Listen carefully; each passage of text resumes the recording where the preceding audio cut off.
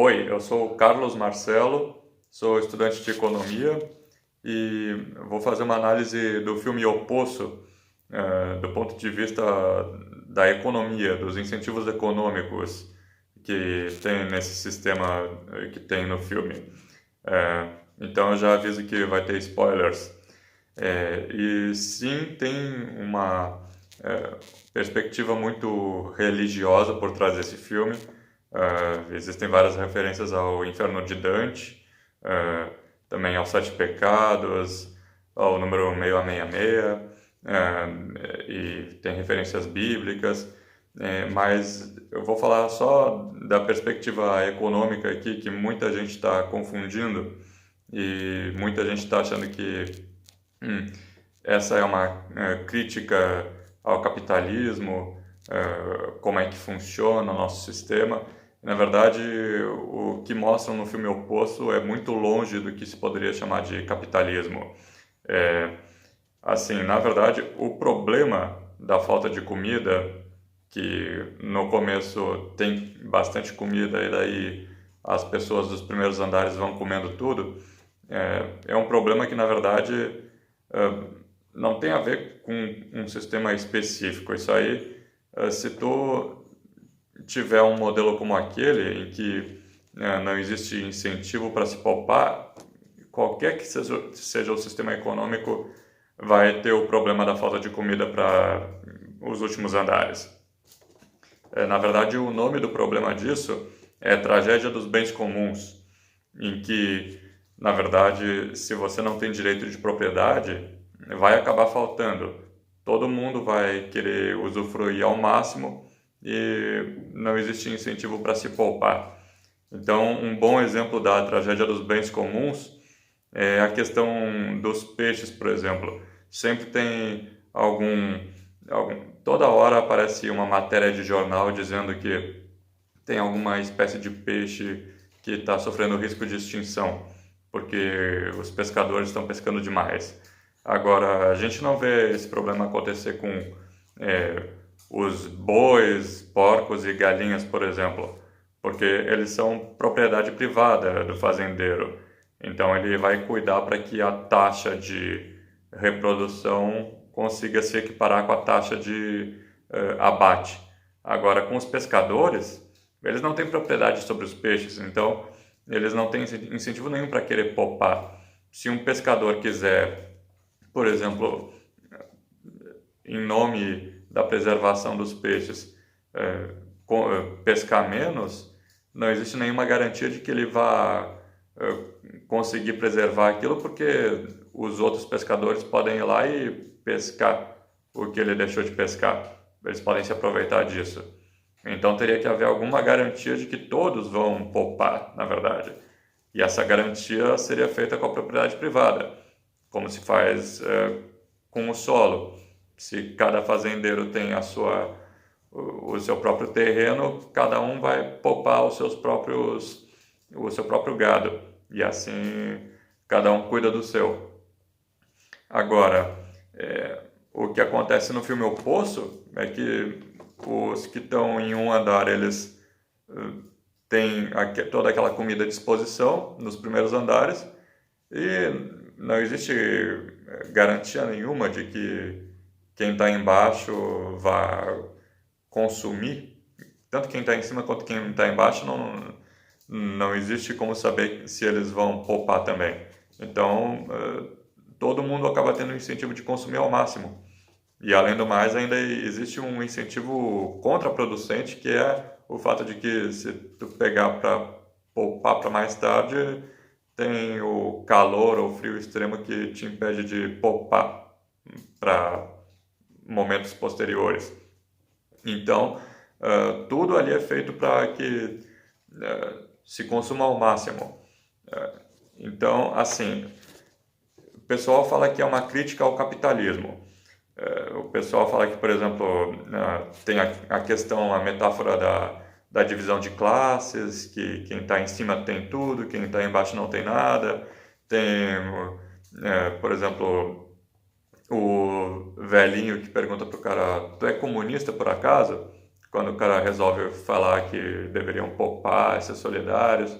Então, por exclusão, a impressão que dá é que, bom, se o cara ser solidário é ser comunista, então quer dizer que o sistema que tem no poço é capitalismo. Então, essa é a conclusão lógica, aparentemente.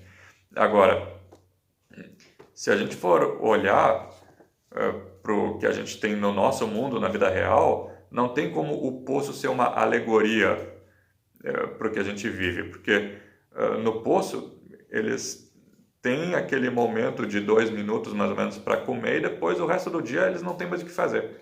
Eles não fazem nada, eles não produzem e também não tem como nem mesmo transacionar.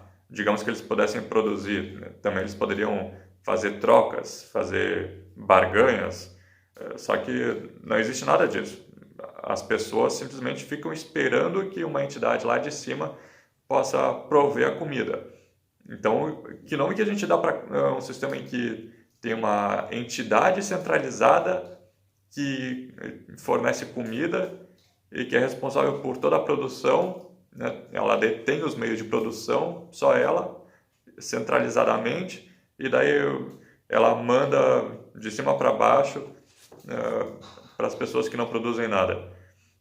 Isso aí a gente chama de socialismo, a produção planificada. Então, está muito mais perto de ser socialismo do que de capitalismo. Então, só que, é claro, a metáfora vai muito além. É uma crítica religiosa também. A gente fazer uma crítica só econômica, é claro que vai ser superficial. A gente poderia pensar, por exemplo, que o número de andares é 333, então se tem 2 por andar, então não tem 666 pessoas, e também o número de andares seriam, os andares de cima para baixo seriam uma alusão ao inferno de Dante, que tem os círculos do inferno. Enfim, o filme ele é uma fábula muito mais transcendental do que só uma crítica econômica. Então, mas eu vim falar isso, fazer uma crítica de que esse filme é uma metáfora do capitalismo, é uma crítica completamente superficial e ingênua de como é que funciona o capitalismo. Para haver capitalismo, para essa ser uma alegoria do capitalismo, teria que haver um sistema em que os membros de cada andar teriam propriedade privada sobre certos meios de produção e de repente cada andar produziria uma coisa específica e daí eles pudessem trocar essas coisas entre os andares. Aí sim a gente poderia começar a pensar em fazer uma crítica ao capitalismo, se bem que nesse caso o sistema certamente seria muito melhor. E vejam só, se aquela mulher burocrata disse que tinha para todo mundo, que bastava você repartir, você comer a sua parte e comer pouco, não comer demais e deixar para quem está embaixo, daí ela diz que daria para todo mundo, mas ela também acha que só tem 200 andares, não contaram tudo para ela. Dá para ver que eles enganaram ela, porque na verdade tem 133 andares a mais. E ela ainda acha que não deixam entrar menores de 16, mas no final a gente vê que tem uma criança. Então a gente pode ver que ela estava bem por fora. No final das contas, mesmo quando o protagonista e o amigo dele tentam evitar que os 50 primeiros andares comam, e depois os andares mais embaixo eles vão repartindo aos poucos, mesmo assim a gente pode notar que quando chegou no último andar não tinha sobrado mais a comida que eles tinham preservado, só ficou aquela sobremesa. Então a solução não é dividir. Assim, é uma análise muito ingênua você dizer que a solução é simplesmente se as pessoas serem mais solidárias e repartir igualmente, porque no final das contas, mesmo eles fazendo aquela revolução dentro do presídio e impedindo as pessoas de comer, as que estão lá em cima, mesmo assim não sobrou comida. Então, na verdade, o problema ali é de produção, não é um problema de repartir o bolo igualmente, o problema é fazer o bolo aumentar. Então,